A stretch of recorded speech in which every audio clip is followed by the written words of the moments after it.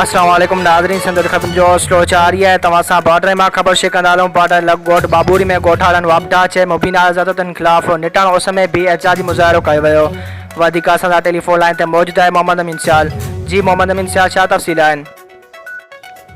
बाडाला गोट बाबूरी में गोठाणन इमदाद अली गोपांग, मजन जूणे जो, मोहम्मद अमीन गोपांग, रुस्तम गोपांग, राणो गोपांग, मोहम्मद खान जूणे जो, इमदाद सियाल, कमाल हुसैन गोपांग, अरबाब सुमरो, खादिम गोपांग ऐं ॿियनि मासूम ॿारनि समेत वापडा जे मुबैना ज़ियादतियुनि ख़िलाफ़ निटाण उस में बि एहतजाजी मुज़ाहिरो कयो।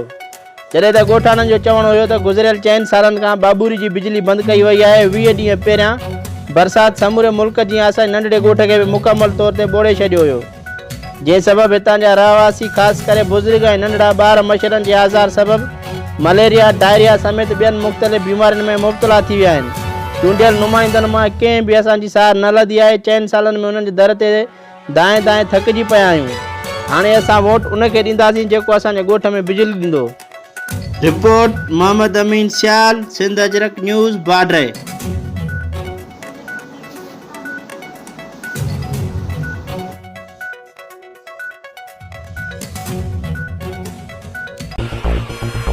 वधीक ख़बरूं ॾिसण लाइ विज़िट कंदा असांजी वेबसाइट www.sindhajraknews.com।